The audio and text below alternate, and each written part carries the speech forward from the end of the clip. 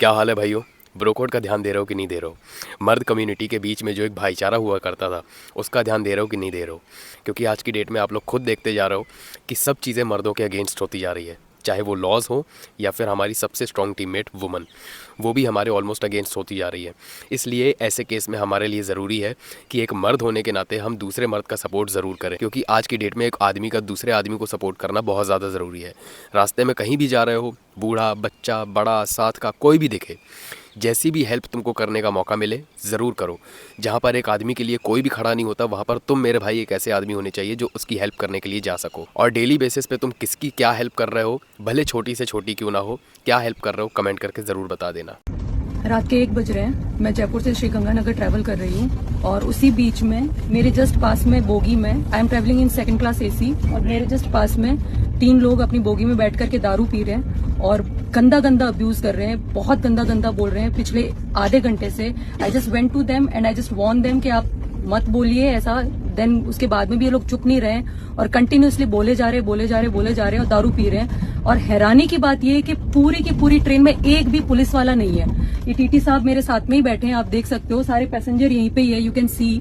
एक भी पुलिस वाला नहीं है। मैंने पुलिस में कंप्लेन की टीटी सर के थ्रू और इट्स बीन 1 आवर, एक भी पुलिस वाला नहीं आया। ऐसा ही सिमिलर केस अभी 3-4 दिन पहले मेरे साथ हुआ। मैं अपने दोस्तों के साथ बाहर निकला हुआ था और हम लोग कुछ वहाँ पर खा रहे थे और वहीं पर कुछ लोग, एक फैमिली बैठी हुई थी जिसमें एक लेडीज़ थी, मतलब उस फैमिली में वो लड़के की माँ थी, उसके कुछ और भाई बहन बैठे हुए थे और जस्ट उनके पीछे 2 लोग आपस में बैठे हुए थे, गुटखा खाने वाले, और आपस में जो भी बातें कर रहे थे, गाली गलौज देकर बातें कर रहे थे। अब उस फैमिली में जो मर्द था, जो लड़का था, जो लेकर उस फैमिली को बाहर निकला था घूमने फिरने के लिए, खाने पिलाने के लिए, वो उनको कुछ बोल नहीं पा रहा था या फिर शायद वो सुनकर भी इग्नोर कर रहा था। मैंने ये चीज़ सुनी तो मुझे वो चीज़ ख़राब लगी, क्योंकि भले गाली वो दे रहा था, ख़राब मुझे पता है क्यों लगा, क्योंकि एक तरीके से वो भी मेल जेंडर है और मैं भी मेल जेंडर हूँ। अगर उसकी मम्मी के हिसाब से और उसकी फैमिली के हिसाब से उन मर्दों के लिए ख़राब पर्सपेक्टिव बनेगा ना, तो कहीं ना कहीं उनके लपेटे में हमारे जैसे मर्द भी आ जाएंगे, जिनको मॉरल वैल्यूज़ के बारे में पता है, जिनको पर्सनल स्पेस के बारे में पता है कि पब्लिक में बात कैसे की जाती है, जिनको सिविक सेंस है थोड़ा सा कि आपस में जब हम बात कर रहे हैं तो हम किस वॉल्यूम में बात कर रहे हैं। हमारे देश में ना ये लोगों के अंदर बहुत बड़ी कमज़ोरी है,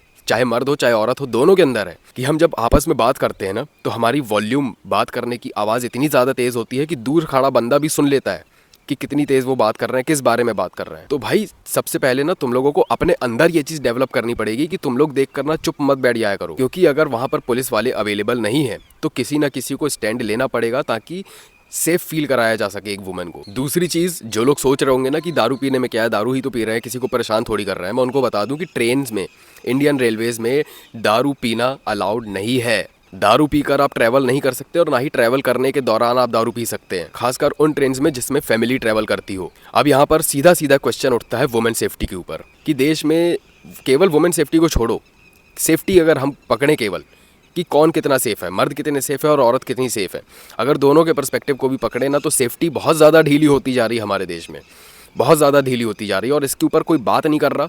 मैं तो ये चीज़ सोच के बिल्कुल दंग हूँ कि कैसे, मतलब किसी को दिख क्यों नहीं रहा ये सब चीज़ें, या फिर शायद देख कर भी इग्नोर कर रहे हैं, मेरे समझ में नहीं आ रही ये चीज़। और लोग इस चीज़ को एक्सेप्ट भी कैसे कर रहे हैं, मतलब मैं नहीं समझ पा रहा हूँ कि चल क्या रहा है भाई, सच्चाई क्या है अंदर की। लोग शायद देखकर इग्नोर कर रहे हैं या फिर देखना ही नहीं चाहते, या फिर उनको लग रहा है कि जो चल रहा है चलने दो, हमारे साथ थोड़ी ना हो रहा है, हमारे एरिया में थोड़ी ना हो रहा है। अरे ये कौन सी बात होती है कि हमारे साथ नहीं हुआ तो किसी के साथ नहीं हो रहा। मुझे बहुत सारे लोग कमेंट करते हैं कि भाई तू निगेटिविटी दिखाता है, तू निगेटिविटी दिखाता है। निगेटिविटी नहीं दिखा रहा हूँ, मैं सच्चाई दिखा रहा हूँ। एक्सेप्ट करो इस चीज़ को कि कमज़ोरियाँ हैं हमारे देश में और चल रही है, इन सब चीज़ों के ऊपर कौन बात करेगा भाई?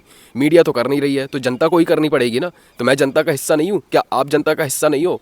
कौन आवाज़ उठाएगा? जिस देश में रहकर आप टैक्स पे कर रहे हो अपनी सेफ्टी के लिए, अपने डेवलपमेंट के लिए, अपने बेटर एजुकेशन के लिए, एयर क्वालिटी के लिए, सड़कों के लिए, हर चीज़ के लिए केवल टैक्स पे हो रहा है, उसके बदले में जो चीज़ें मिलनी चाहिए थी वो मिल ही नहीं रही है, और मिल भी रही हैं तो सबको नहीं मिल रही हैं। वीआईपीज़ को पहले मिल जा रही हैं और जो वीआईपी नहीं है उनको 25-25, 30-30 साल बाद मिल रही हैं, और कई बारी तो उसमें भी नहीं मिल रही हैं। तो ये सब सवाल कोई नहीं उठाएगा, ये सब चीज़ों के ऊपर वीडियोज़ नहीं बनेंगी, इन सब चीज़ों के ऊपर कोई बात नहीं करेगा, तो कैसे ये सब चीज़ें वहाँ तक पहुँचेंगी जो लोग बैठे हुए हैं ऊपर?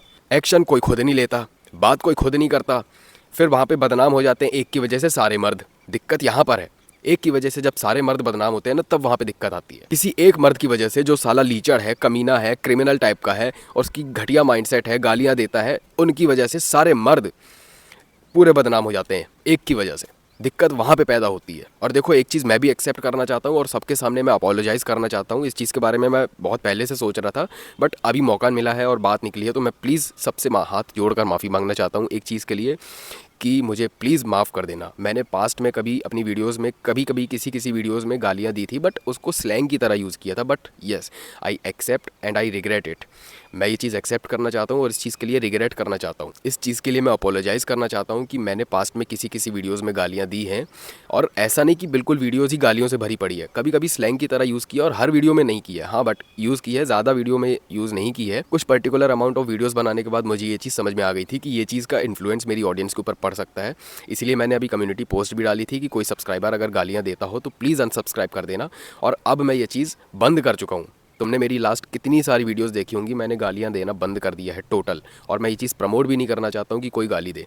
मैं अपने सब्सक्राइबर से भी ये चीज़ बोलना चाहता हूँ, क्योंकि मैं इंस्टाग्राम पोस्ट पे भी देखता हूँ ना, कोई भी कुछ भी उटपटांग चीज़ होती है उसमें लोग बहुत ईजिली आकर आर वर्ड यूज़ कर देते हैं या फिर माँ बहन की गालियाँ देना चालू कर देते हैं। तो उस चीज़ के लिए मैं बोलना चाहूँगा अपने सभी मर्द भाइयों से कि प्लीज़ स्टॉप बीइंग अब्यूजिव।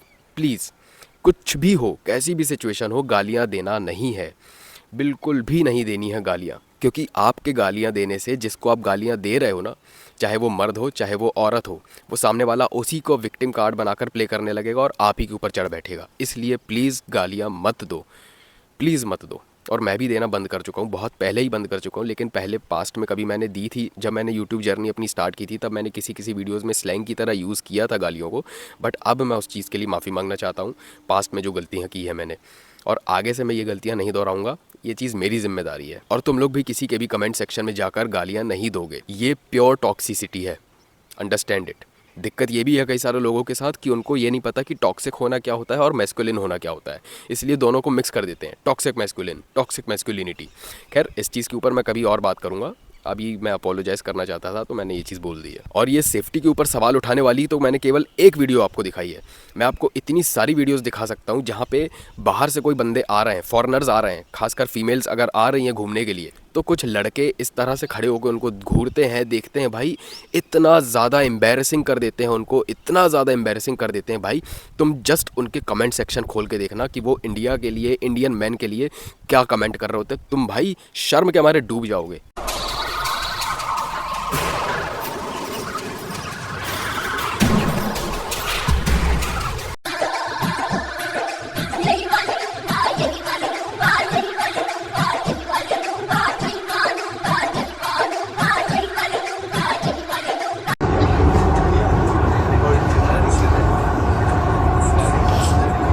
ज़रा खोल के देखना। और हम लोग बोल रहे हैं कि डंका बज रहा है, विश्व गुरु बन रहा है। किस चीज़ में बन रहा है भाई? इन सब चीज़ों में बन रहा है क्या? इन सब चीज़ों के लिए डंका बज रहा है क्या? इन सब चीज़ों को कोई बात नहीं करता, लेकिन मैं बात करूंगा, मैं वीडियोस बनाता रहूंगा। और मेरे साथ जितने भी भाई है ना, इन सब गलत चीज़ों के लिए आवाज़ उठाते रहेंगे, क्योंकि लोगों के अंदर सिविक सेंस पैदा करना भी ज़रूरी है और इन सब चीज़ों को मेन स्ट्रीम तक पहुँचाना भी ज़रूरी है कि ये सब चीज़ें देश में क्या चल रही है। क्योंकि सरकार से सेफ्टी का सवाल करना हमारा अधिकार है। फॉरेनर्स पता है क्या पर्सपेक्टिव बना रहे हैं? कभी वो आया करते थे हमारे इंडिया में घूमने के लिए, हमारा कल्चर देखने के लिए।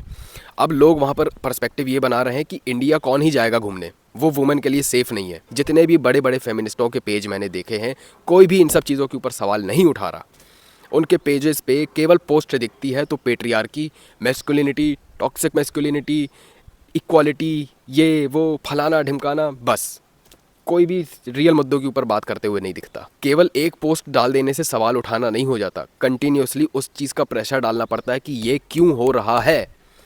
खैर, मैं बस इतना बोलना चाहूँगा कि जस्ट इमेजिन, तुम ट्रैवल कर रहे हो, तुम अपनी फैमिली के साथ ट्रैवल कर रहे हो और पीछे कोई बैठकर दारू पी रहा है और गालियाँ बक रहा है। कुछ मर्द भी नहीं बोलूँगा मैं, बैठकर गालियाँ बक रहा है, दारू पी रहा है। अब तुम सोच कर देखो कि तुम उस सिचुएशन में क्या कर रहोगे। और तुम्हारे पास पुलिस वाले अवेलेबल नहीं है, टीटी है, बट वो भी कुछ कर नहीं सकता, वो भी क्या ही कर लेगा। क्योंकि एट दी एंड उसे भी ये चीज़ फील होगी कि वो क्या ही कर सकता है, क्योंकि वो लोग एक तो गालियाँ बक रहे हैं, पता नहीं किस तरीके के लोग हैं, किस तरीके का उनका माइंडसेट है। हम लोग कुछ बोलें और बात बहुत ज़्यादा अगर बढ़ गई तो फिर इन सब कंसर्न्स की वजह से ना कोई कुछ बोल नहीं पाता। अब तुम सोच कर देखो कि तुम क्या करोगे। तुम थर्ड एसी में करवाओगे, सेकंड एसी में करवाओगे, फर्स्ट एसी में टिकट करवाओगे ना, कितना ही कर लोगे। जब तक इन सेफ्टीज़ के ऊपर सवाल नहीं उठेगा तब तक तुम क्या ही कर लोगे, कितनी ही चीज़ें तुम चेंज करते चले जाओगे कि मैं स्लीपर में नहीं जाऊँगा, फर्स्ट एसी में चला जाऊँगा, सेकंड में चला जाऊँगा, थर्ड में चला जाऊँगा। हर किसी के पास उतना पैसा नहीं है कि वो इस तरीके से ट्रैवल कर सके कि उसको स्लीपर और जनरल में अगर ये सब चीज़ें देखने को मिल रही हैं तो उसने प्रीमियम बक्सा बुक कर लिया। यहाँ पे सवाल उठाना पड़ेगा और हर मर्द से मैं ये चीज़ बोलना चाहूँगा कि प्लीज़ सेल्फ डिफेंस ज्वाइन करो। प्लीज़ कराटे और ऐसी सब जो सेल्फ डिफेंस वाली स्किल्स होती है ना, फाइटिंग स्किल्स, प्लीज़ सीखो। क्योंकि जब तुम सीखना चालू कर दोगे ना, तुम्हारे अंदर कॉन्फिडेंस आएगा, तुम्हारे अंदर फाइटिंग स्किल्स होंगी ना, तो तुम्हारे अंदर लड़ने की ताकत होगी, तुम्हारे अंदर कॉन्फिडेंस होगा कि अगर मेरे साथ गलत हुआ या मेरी फैमिली के साथ गलत हुआ तो तुम उस चीज़ के लिए आवाज़ उठा सकोगे। एटलीस्ट अगर तुमने आवाज़ उठाई और तुम्हें देखकर अगर किसी और ने भी आवाज़ उठाई ना, तो बहुत सारे लोग इन्फ्लुएंस होकर वहाँ पर खड़े होंगे तुम्हारे साथ। ये भाईचारा अभी बिल्कुल ख़त्म नहीं हुआ है मेरे भाई। मैं भले ब्रो कोड की बात कर रहा हूँ लेकिन अभी ये पूरे तरीके से ख़त्म नहीं हुआ है, अभी है, काफ़ी जगह ये चीज़ मैटर कर रही है। बहुत सारे लोग इस चीज़ के लिए अगेंस्ट आवाज़ उठाते हैं लेकिन नहीं उठा पाते सिर्फ इसलिए क्योंकि वो भी ये सोच रहे होते हैं कहीं ना कहीं कि वो उठाए तो मैं भी बोलूँ, और तुम भी ये चीज़ सोच रहे होते हो कि वो उठाए तो मैं भी बोलूँ। तो कहीं ना कहीं दोनों ये चीज़ें सोच कर ना बैठे हुए होते हैं। तो किसी ना किसी को आवाज़ उठानी पड़ेगी, स्टेप उठाना पड़ेगा कि ये गलत हो रहा है, और तुम्हें देखकर वो भी, उनका भी हौसला बढ़ेगा और वो भी आवाज़ उठाने के लिए आगे आएंगे कि भाई ये सब चीज़ें नहीं चलेंगी, फैमिली ट्रैवल कर रही है, आप अपनी औकात में रहो। तो बस भाई आज के लिए बस इतना ही। आप लोगों के क्या ओपिनियन है प्लीज़ कमेंट करके ज़रूर बता देना, और इस वीडियो को शेयर ज़रूर करना। पसंद आई हो या ना पसंद आई हो कोई दिक्कत नहीं है, बस तुम शेयर कर देना क्योंकि मैसेज पहुंचना बहुत ज़रूरी है। इसके साथ ही अगर तुम चैनल पर नए आए थे और मेरी रायपुर की जर्नी पूरी जानना चाहते हो तो प्लीज़ सब्सक्राइब करके मुझे 50,000 सब्सक्राइबर्स तक पहुंचा दो, क्योंकि तुम बिलीव भी नहीं करोगे कि इतनी ज़्यादा मोटिवेटिंग और इतनी ज़्यादा इंस्पायरिंग स्टोरी है कि तुम सच में बिलीव नहीं करोगे कि मैंने क्या क्या चीज़ें फेस की है। इसलिए 50,000 सब्सक्राइबर्स तक फटाफट मुझे सब्सक्राइब करके पहुँचा दो। और अगर तुम मुझसे 1-on-1 कोचिंग कॉल में बात करना चाहते हो तो लिंक नीचे डिस्क्रिप्शन में है, चेक कर लेना। और अगर तुमने मुझे अभी तक इंस्टाग्राम पर फॉलो नहीं किया है तो जाओ फॉलो करो, ऐसा ही बढ़िया बढ़िया कंटेंट मैं वहाँ पर भी डालता रहता हूँ। मैं मिलूंगा आपको नेक्स्ट वीडियो में, टिल देन मचाते रहो। खुद पे यकीन तो आसमां भी झुक जाएगा, तेरी मेहनत का जादू चमत्कार कर जाएगा। हौसले की कहानी तू खुद लिख जाएगा, खुद पे यकीन तो आसमां भी झुक जाएगा।